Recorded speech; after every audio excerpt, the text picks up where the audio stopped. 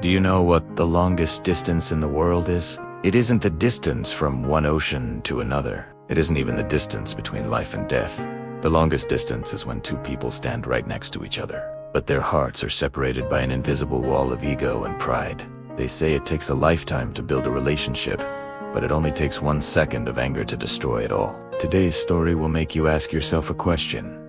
Are we busy building walls to isolate ourselves? Or are we building bridges to find our way back to love? Once upon a time, in a lush, green valley, there lived two brothers on adjoining farms. For 40 years, they lived side by side, sharing machinery, trading labor, and harvesting crops together.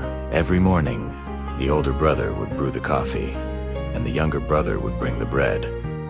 It was a bond that seemed unbreakable, but life has a way of testing us with sudden storms.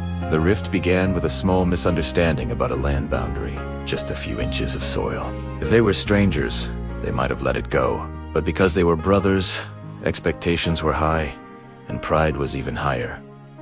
Neither would back down. A small debate turned into an argument. Words were spoken, sharp words that cut like knives. And finally, the argument turned into a terrifying silence. For 6 months, not a single word was spoken. The breaking point came one morning. The older brother woke up to a shocking sight. The younger brother had used a bulldozer to dig a deep, wide ditch between their properties, letting water from the creek rush in. The peaceful stream that once connected them was now a dividing river, a cold statement of separation. The older brother stared at the muddy water, his face turning red with rage. He gritted his teeth and thought, "You want a war? Fine. You dug a ditch to keep me out. I will build a wall so I never have to see you again." Just as his anger was reaching its peak, a knock came at the door. Standing there was an old carpenter, looking for work. He carried a worn-out toolbox and had eyes that seemed to hold years of wisdom. The older brother looked at the carpenter, then pointed angrily toward the creek. "I have a job for you," he said. "Do you see that farm across the warden? That's my neighbor, my younger brother. He dug that ditch to spite me. I want you to take that pile of lumber and build me a fence.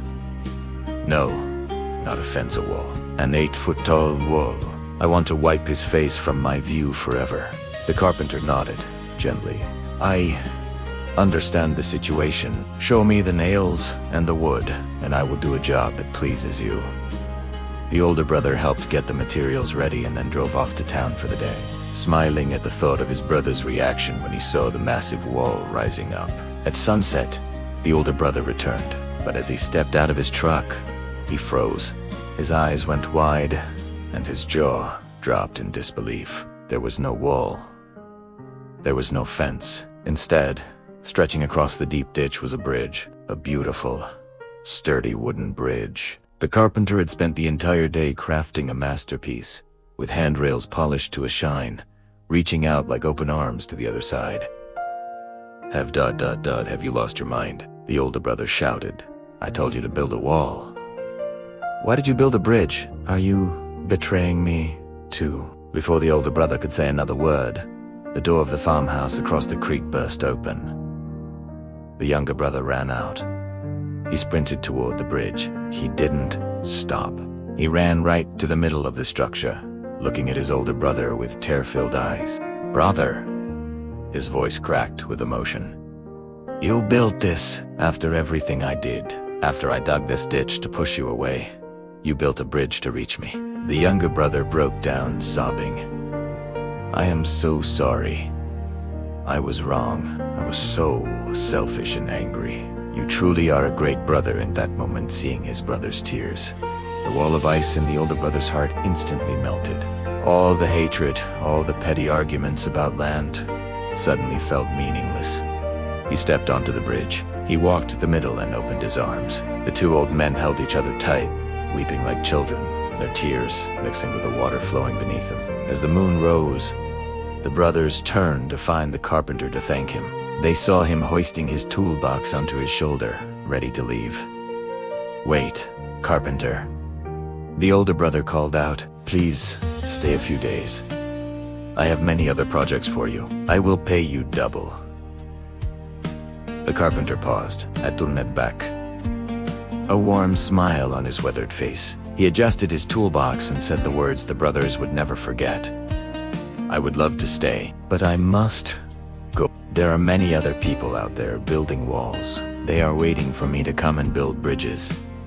My friends, in this life, we are very much like those two brothers. When we are hurt, our first instinct is self-defense. We dig ditches of resentment and build walls of silence to protect our fragile egos.